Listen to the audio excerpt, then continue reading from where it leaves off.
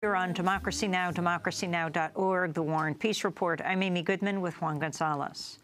Is President Donald Trump trying to sabotage the Obama-brokered nuclear agreement with Iran and seek a war instead with Iran?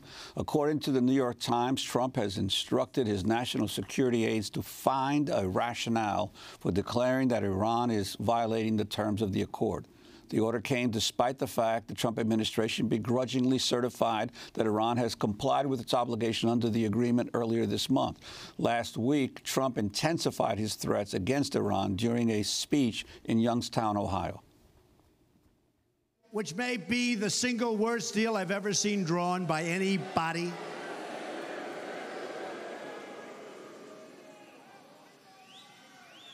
If that deal doesn't conform to what it's supposed to conform to, there's going to be big, big problems for them. That I can tell you. For more, we're joined by Trita Parsi, founder and president of the National Iranian-American Council. His new piece for Loblog is titled, "The Mask is Off. Trump is Seeking War with Iran." We usually speak to Trita in Washington, D.C. He's in Uppsala, Sweden right now. Trita, as you listen to President Trump, the speech he gave just a few days after he recertified the deal he so criticized. But what is this you're hearing about what his plans are? Well, I think we've never before have seen a desire to unravel and destroy an arms control deal having been telegraphed as openly as President Trump is doing. He's essentially saying that he said in the interview with the Wall Street Journal that he would never have certified that they're in compliance 180 days ago when he first had to do it.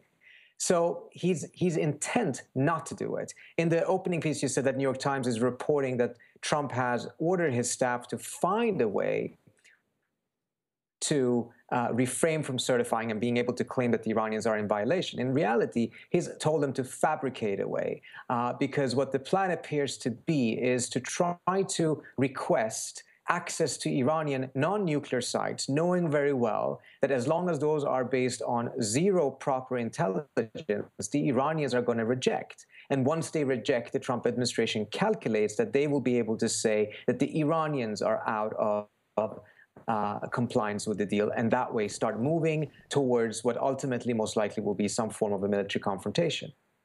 But, Trita, given the fact that this was a deal reached not just between the United States and Iran, but several other countries as well, what would be the impact? Wouldn't the United States be further isolating itself from the rest of the international community if it did attempt to flout the will of the others signatories to the deal?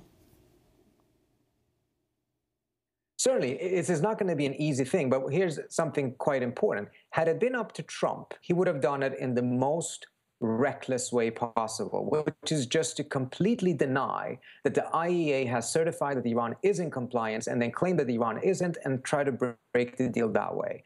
The adults in the room, the so-called moderates that are around Trump, argued against this, but they didn't argue against it on the basis of trying to save the deal. They only argued against it in order to find a more clever way of doing it so that the cost to the United States, the isolation that you just mentioned, would probably be a bit less. So the spectrum that we have in the Trump White House right now is not between those who are recognizing that this is a deal that has not only taken an Iranian path to a nuclear bomb off the table, it's also taking war with Iran off the table. And it's actually working perfectly fine right now. But rather, the spectrum is between those who just want to recklessly destroy the deal right away and those who want to come up with a plan that essentially would deceive the outside world and try to shift the blame onto the Iranians. It's one thing to decertify. It's another to go to war. Talk about what you see he is trying to do. And, of course, there are always warnings when a president is particularly weak at home, the concern that he will look for an enemy abroad to distract attention. Certainly, and I think it's a very important question. Just decertifying in and of itself doesn't automatically put the United States at war with Iran. But when you listen to what the administration is saying, they're, for instance, claiming that they want a deal that requires zero enrichment in Iran, meaning that the Iranians essentially have to give up their nuclear program altogether, regardless of whether it is peaceful or not. Or the fact that more and more hints are coming out that the Trump administration is seeking regime change in Iran. Well, if you're seeking zero enrichment or regime change in Iran, the only way you can truly achieve this, or at least have a chance of achieving it, is to have a full-on military campaign.